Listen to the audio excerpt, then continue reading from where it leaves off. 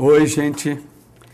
Vocês devem estar exaustos, mas também, por outro lado, aliviado, né? Terminou a maratona desse semestre, uma boa prova, essa prova da tarde, uma prova objetiva, com questões clássicas, né? Bem conceituais, e a gente notou que houve uma mudança, né?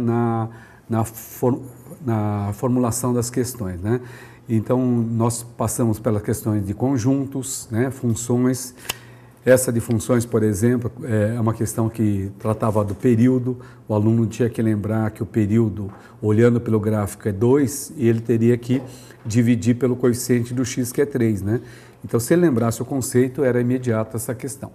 Depois, a questão número 3, que era a questão de probabilidade, já era uma questão mais elaborada, né? Mas também sem muitas dificuldades. A questão 4, que é a combinatória do hospital para formar comissões, também é uma questão clássica, né?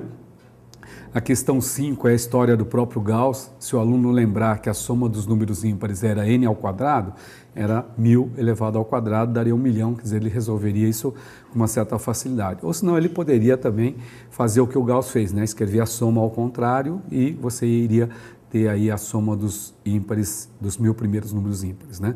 Também não tinha nenhuma dificuldade com relação a essa questão. Agora, a questão 6 ela é mais elaborada, porque o aluno tinha que construir a figura e ele teria que perceber a congruência de 2 triângulos lá, né? E 2 triângulos cujos catetos eram 5 e 7, né? Então, um Pitágoras lá resolvia o problema, né? A questão 7, o aluno tinha que cair numa equação trigonométrica e ele tinha que fazer uma avaliação, né, de quanto vale 1 mais raiz de 5 sobre 2, né? E se ele conseguisse fazer essa avaliação, ele poderia responder com uma certa tranquilidade. A única questão financeira foi a 8ª, né?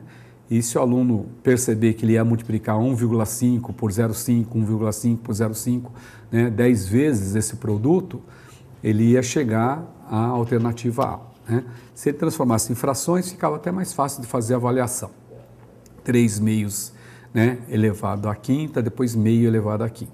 Aí daria 243 sobre 1024, aproximadamente 24%. Na questão 9, se o aluno fizesse a figura, né, ele traçasse a reta tangente formando 45 graus, ele também iria perceber uma congruência de triângulo lá e ele conseguiria fazer isso em praticamente 2 linhas, né?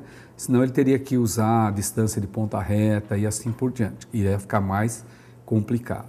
A questão 10 é uma questão clássica de sistema, discussão de sistema, né? Então essa também acho que não teve nenhum problema.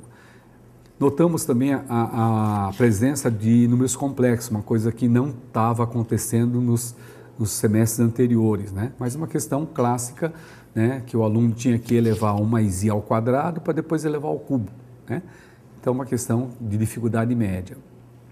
A 12ª questão é aquela do cilindro que, né, derrama água tombando ele 45 graus, né?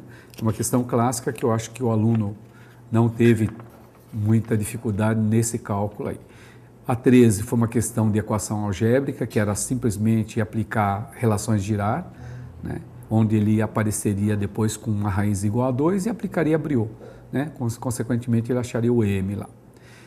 Na 14ª é aquela questão, né, de 2 elevado a 95, né? Qual é o último algarismo? Isso era só ele colocar 2 elevado a 0, 2 elevado a 1, 2 elevado a 2, 2 elevado a 3, 2 elevado a 4, até ele perceber que a sequência se repetia de 4 em 4, o último algarismo, né? Então ele dividiria o 95 por 4 e deixaria resto 3, onde ele acharia o final 8, né? E na 15ª questão, aquela questão clássica de equação matricial, né, que cai num sisteminha. Também é uma questão que já caiu na própria GV, essa mesma questão, só que modificando um pouquinho o enunciado, uma questão também, né, muito bem elaborada. Então, no total, foi uma bela prova, com questões claras, né? E acho que aquele aluninho que frequentou todas as aulas, fez as tarefas, né, não teve muita dificuldade com relação a essa prova, né? E acredito que vocês devam ter ido bem, né?